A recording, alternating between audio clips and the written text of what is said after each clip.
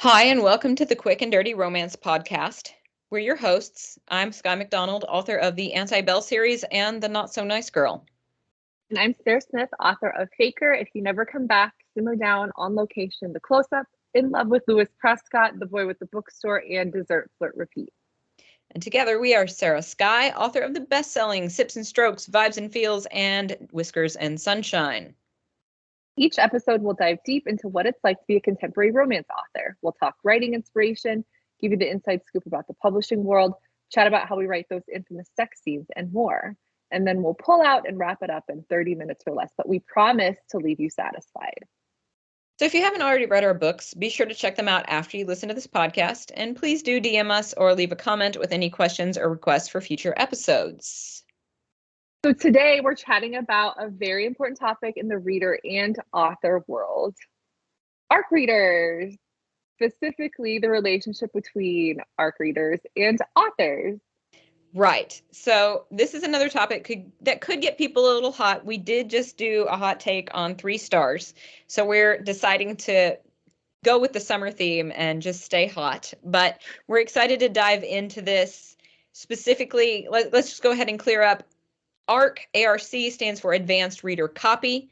So we're going to start by talking about what ARC readers are and why they're important to both readers and authors. Sarah, where do you want to go with that? Yeah, so I'm assuming a lot of the people who listen to us, they're book fans. They kind of know the gist, but just in case they're not, advanced reader copies.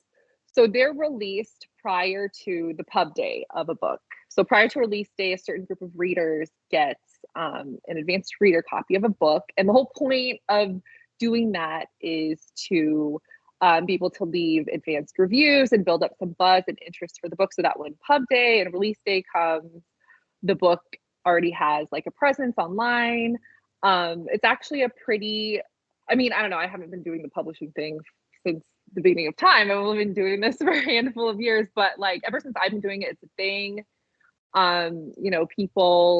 Most authors go out of their way to make sure that they are putting out arcs of their book before pub day, because they want their readers to have a little bit of a taste before it comes out, and they want their book to have like as big of a presence as it can by the time it comes out. Definitely.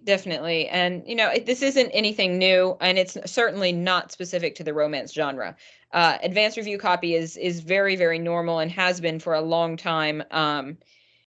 Also, it's kind of like getting a preview, right? Or going to a preview screening. The people who get ARC copies are vary, and we can talk about that. But generally, we're talking about book reviewers, book influencers, but also just like the loyal followers, right? If you are in communication with an author, or you've given them a lot of discussion and feedback in the past, it may be that they reach out to you and just see if you want to do a review for them, even if you don't have like the biggest social media or something like that, because it does matter to have all sorts of people taking a look and talking about the book to get people excited about it, for sure. So EPUBs versus paperback arcs. What's better? What's preferred? This is probably going to vary greatly based on whether you are an author or a reader. But I don't know, maybe. To me, I would much prefer to send out an EPUB arc. It is both far more economical for me, and I'm not trying to be cheap, but we're not making tons and tons of money. Our books are always royalties, and we get a cut of them. So sending out ARCs, I'm very happy to do it. But also sending an EPUB gets somebody able to read it right now. And I think that is very valuable as well. It also allows me to connect with readers who are not only in the United States. What do you think, Sarah? Yeah, totally agree. I started publishing in 2019, and that I feel like at that time paperback arcs were still like huge. Yeah. I think a lot of readers do really like paperback arcs, like a physical arc to be able to read, to take pictures of, to post on their social media, like all that good stuff. It's really fun. Totally see the point of that. But you're right. It is so much cheaper to send somebody an EPUB arc, and it's more convenient. And I noticed, when 2020 hit, as we all probably remember, the pandemic, Mhm. shipping got to be kind of a problem for Yeah. a lot of industries, and the book industry was definitely one of those industries. It also, I've noticed it depends on if you are like indie pub or trad pub, if you do things through a publishing house. They obviously take care of all of that stuff, or they should take care of like your ARC campaign and sending out EPUB ARCs and paperback ARCs. If you're an indie author like Skye and I currently are, um, you as the author, you take on that expense on your Yeah. own, and that can get very expensive if you're sending out like 50 paperback arcs. That's like hundreds of dollars Mhm. in merchandise and shipping, and that's not cheap.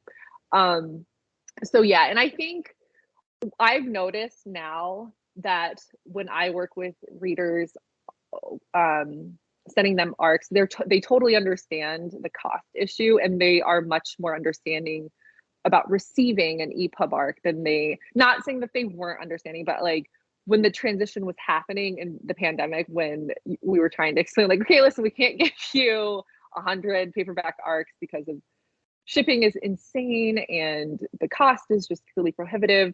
But we can do an EPUB arc. Like some readers I encountered like told me like, oh, I only do paperback arcs, which I Yes. get it. If they only do something, they only do something. But then I was like, well, I'm not giving you an arc because I can't Okay. physically get this to you and it doesn't fit in my budget. So sorry, but thanks, I can't do that. So yeah, that's, I think, just the explanation about that, just so people understand, like, it's not because authors are sitting around saying like, you know what, I don't feel like giving out paperback arcs. It's Right. usually there's a budget reason and like a shipping reason for it. It's not because they want to like make the arc experience bad for any readers. It's just because what's the bottom line and how can I fit that right now? And that's typically EPUB arcs. Yeah. Yeah. It is going to get you a lot more arcs if you are open to EPUB. I would say that is definitely true. And I also we debuted about 3 weeks apart. Um, I remember because we celebrated in Nashville together. But Mm-hmm. yeah, so 2019, the fall of 2019, I sent out I don't know how many copies of Not Suitable for Work. Right? Like it felt like every day basically for quite a while. I was going to the mailbox or the post office with like envelopes full. And now my seventh book is out, I think, I mean, counting ours, of course, I think it's now pretty common to do like a handful, maybe 4 or 5, right? So advanced review copy, just not like EPUB. And I've had more and more people saying like, why don't you just send me the e-file? So I definitely think I definitely think that it's fine if you want a paperback, but it's a lot easier and a lot quicker to get it to you. Indeed, like we even use a platform. And I'm sure we're going to talk about NetGalley here in a minute, but we use which is called Booksprout, right? So Sarah Skye's books have all garnered quite a lot of reviews digitally through Booksprout, which is actually been very handy, and we've appreciated the readers who have worked with us on that. But in that, talking about where we reach people, the expectation for readers and authors, right? Where it's obviously a relationship.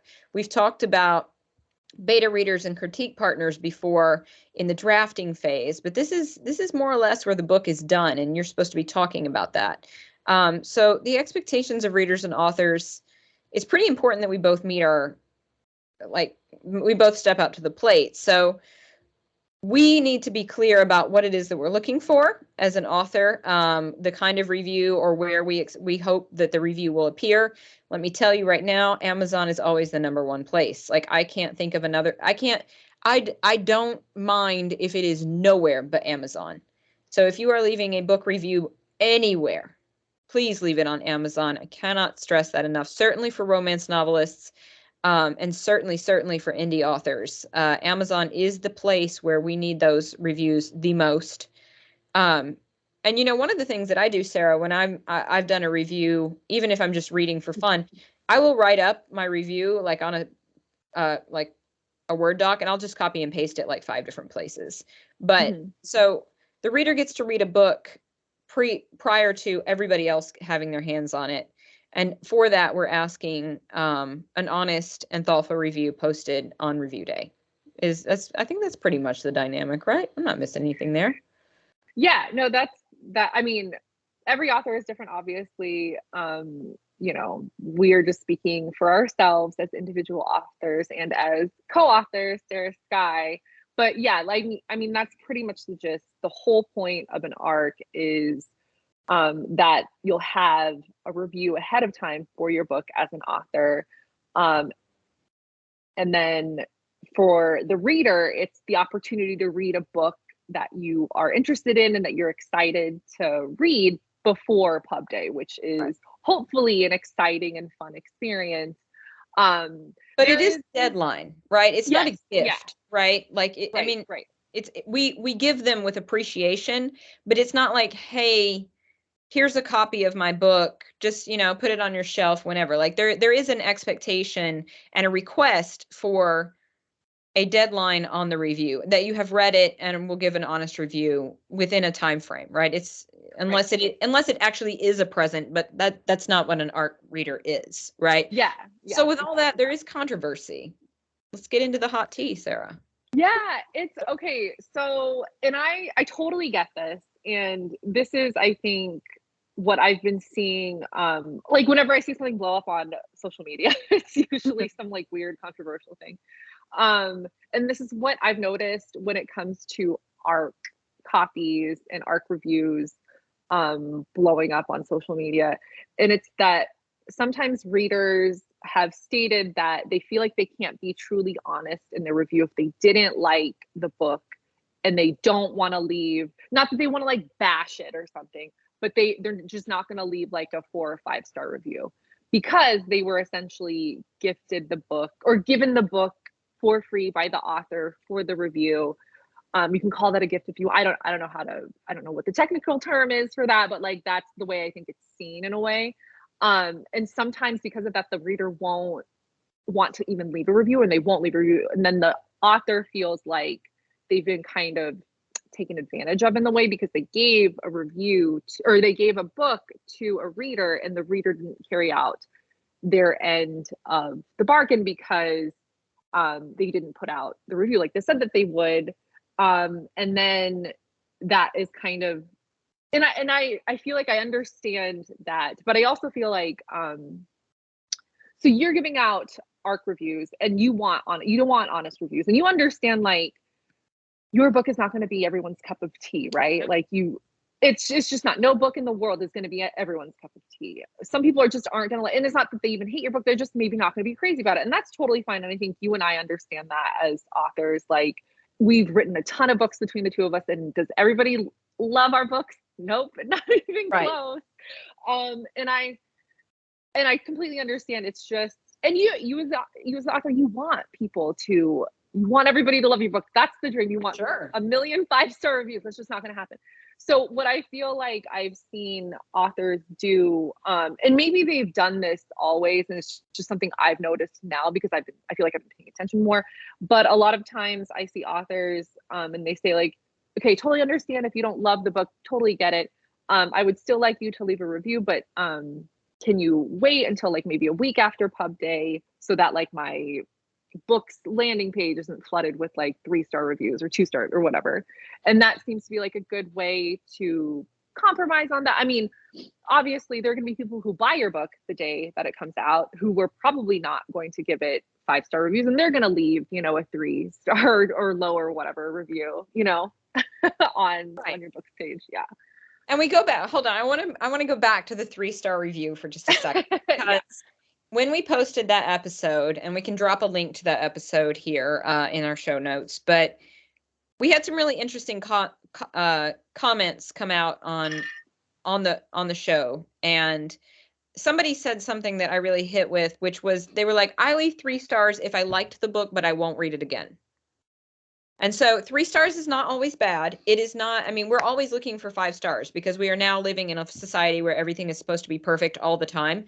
And honestly, you know, yeah, 5 stars does help your algorithm. Yes, everything, but reviews help your algorithm. And I do understand not always wanting to give 5 stars. But I do think that there is something to, if you've been given a book for review, leaving it a 1 star is doing a little bit dirty. Like, I understand you didn't like the book, and I've certainly been given books where I was like, I can't in good conscience endorse this book. Generally because there is either something so problematic in the plot that I'm uncomfortable with it, or in the writing. Like, the quality of writing is so poor that, and I'm sorry, like, that is sometimes what happens, and and gladly it is not always, and I would never call anybody out. But I have on rare occasion been given like early copies of books that it's like, I can't in good conscience endorse this book.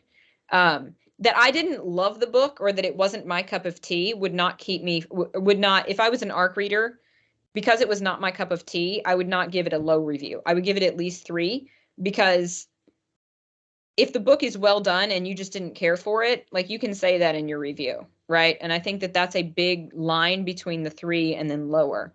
But I also completely think, like, just ghosting your author, right? Also not cool. If you need to reach out to them and say, I found this book really problematic or something, like, let them know, because they did invest their time in having you, and they're expecting something of you.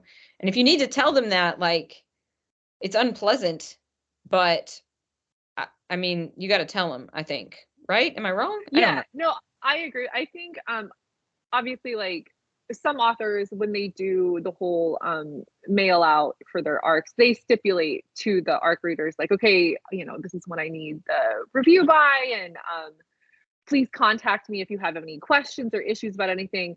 I think that, I mean, I would take that to mean, like, that includes if you have an issue with the book, like, talk to Yeah. me about it.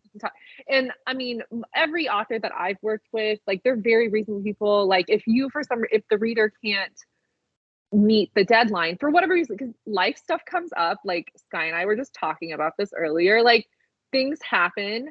We're reasonable people. We can accommodate things. Like, I just had my most recent release, Dessert Flirt Repeat, and I had a whole group of ARC readers that I gave the book out to hopefully get some reviews before pub day, which worked great. It was wonderful. And a few of them reached out to me saying that I am still reading your book. I just can't get the review by pub date because this extenuating life circumstance happened. And they told me, I totally get it. And I was fine with them. Like, yeah, that's fine. Just, like, leave it whenever you can, or whatever they told me what day that they could get it by was totally fine. I mean, I think that happens. That's reasonable. I wouldn't be like, nope, sorry, you need to do this because Yeah. I gave you a free book. You need to ruin your life and, like, get this review on time. Like, no, I don't think any reasonable person would ever expect that, But you what know? you're saying is a professional relationship, Yeah. because they didn't just say, I can't meet deadline. They said, I can't meet deadline, and this is what you can expect from me. Mm-hmm. And that is a big difference than, I can't do it. Right. Like, there's a huge difference between, I can't do this thing has happened. Like, we all have many things all the time. Um, versus, like, I have not been able to meet this deadline. However, I will still do this for you by this. That is a good faith relationship. That is Mm-hmm. completely understandable and reasonable. And I think that that is a big difference between just not hearing from somebody. But, in terms of, like, I was thinking about, as you were saying that, like, people withdrawing from campaigns because they didn't like the book. And, I'll go ahead and say it. I'll say it here. Whiskers and Sunshine, our third book in our trilogy, we had at least 1 or 2 people on our Book Sprout art campaign pull out because they said just couldn't get into this book. Right now, I love Whiskers and Sunshine. I think it's adorable. And I know many people did, but these people pulled out of the campaign as opposed to not.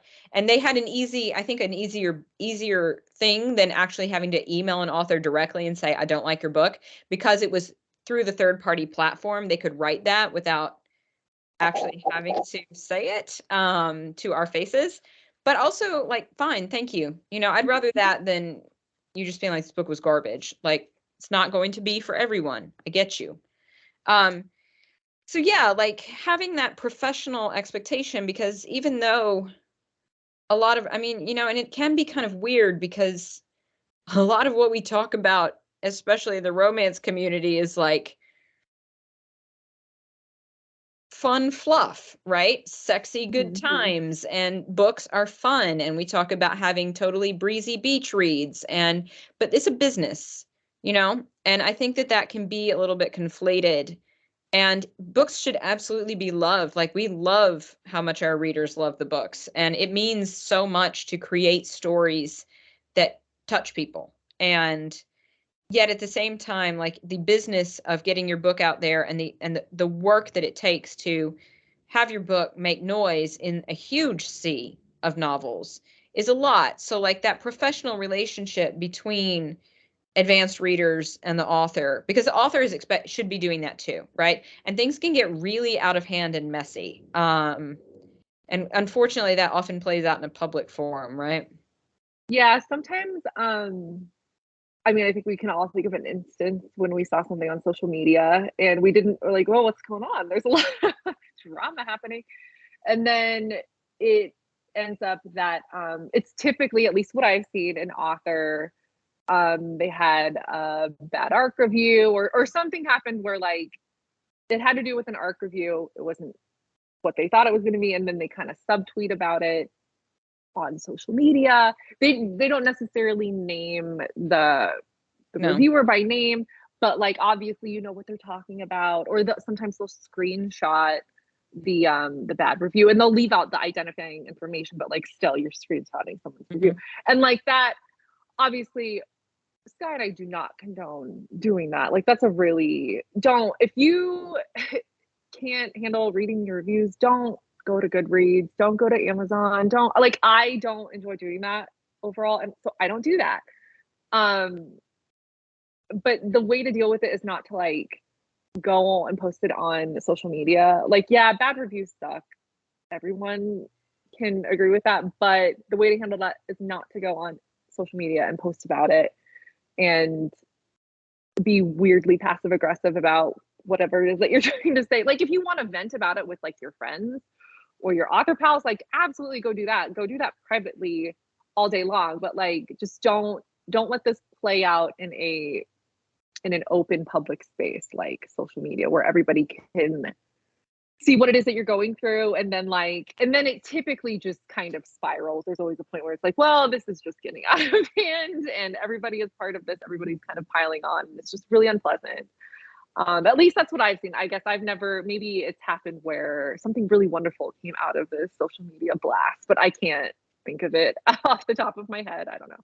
Well, and so I've seen that. It makes me uncomfortable because it's calling somebody out, even if you're not naming it. Like,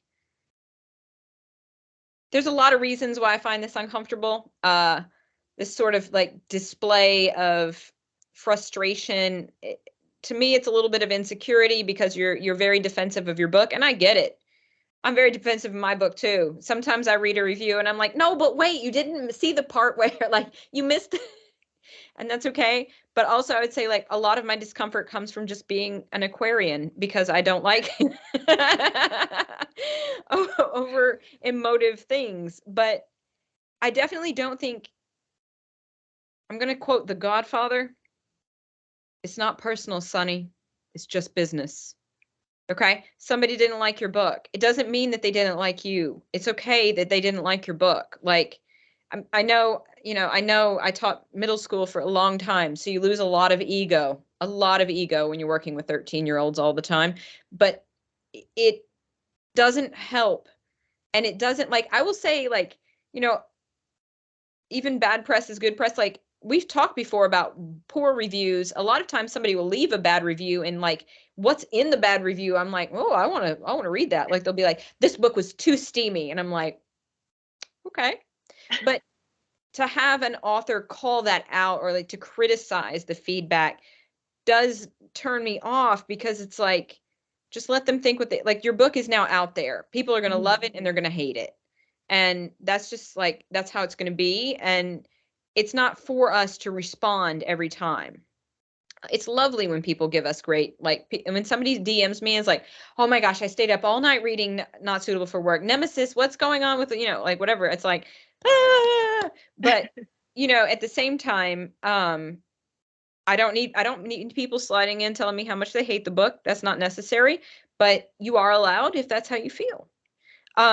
You know, and I will say, to add on to that, on the other side, I have seen a couple recently um reader posts sort of calling out authors, saying like, how dare you like be mad at me because I didn't review your book when you asked me to. And so I've seen a bit of contention on both sides with that. Mhm. And honestly, I'm not looking into it enough to know what's going on. And I don't even know who it is. Like I not even thinking of, but I've just seen those things, and like, it's totally fine also to say no. Like if you are backlogged and you are overwhelmed and you really, really want to read somebody's book, please just tell them like, I cannot get this on deadline. If you would like me to read it, it's going to be then.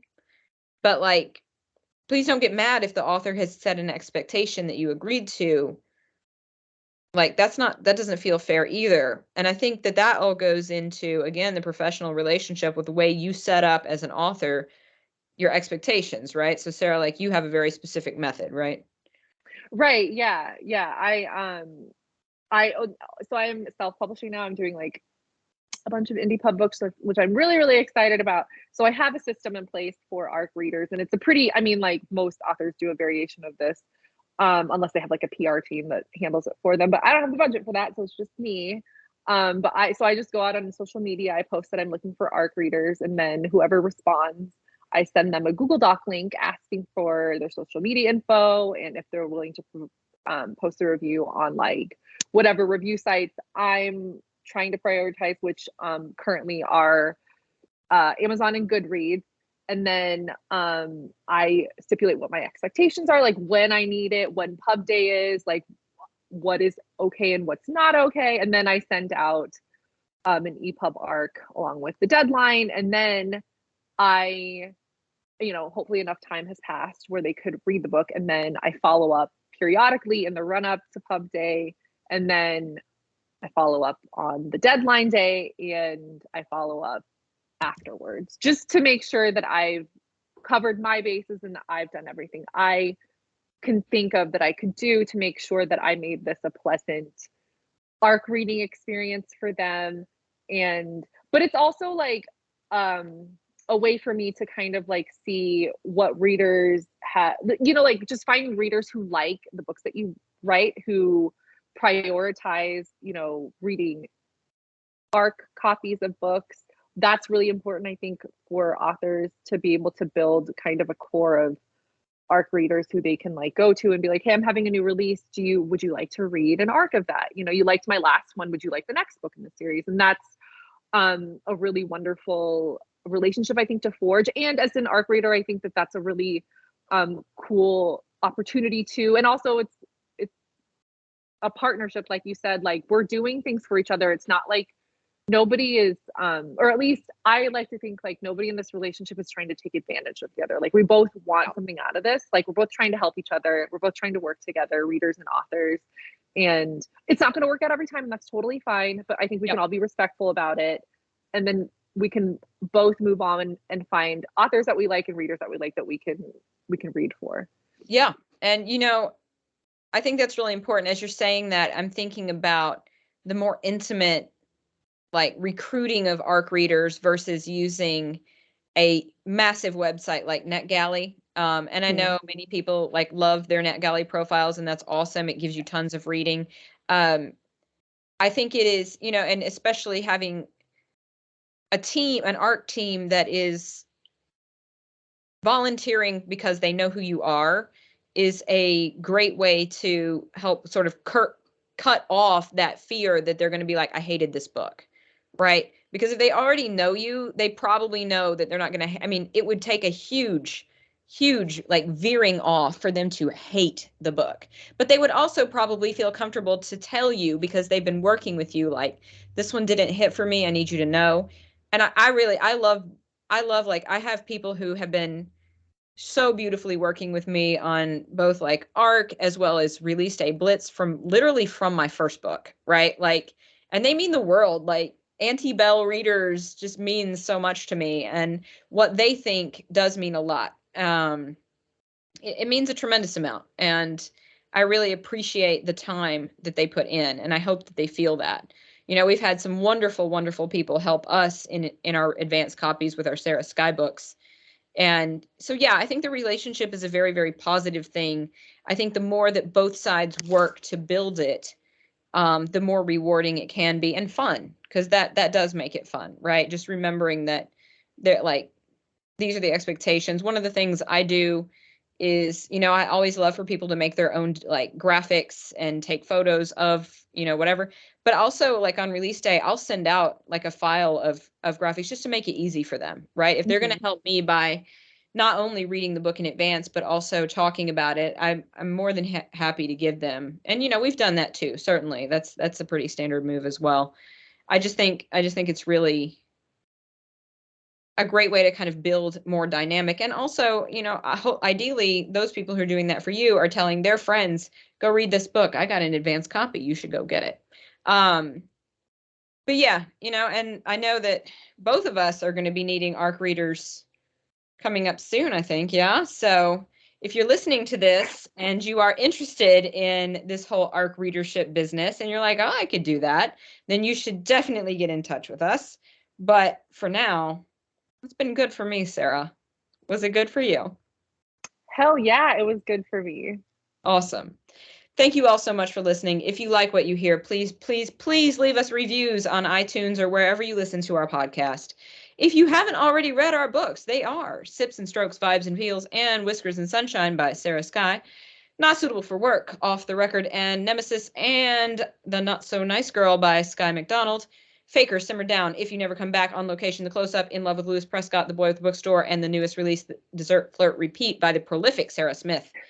You can find us on Instagram at author Sarah Skye. I am on Instagram at writer Skye McD. And you can find me on Instagram and TikTok. I'm at author Sarah S. We love to hear from you, so reach out and DM us with any questions or requests for future episodes.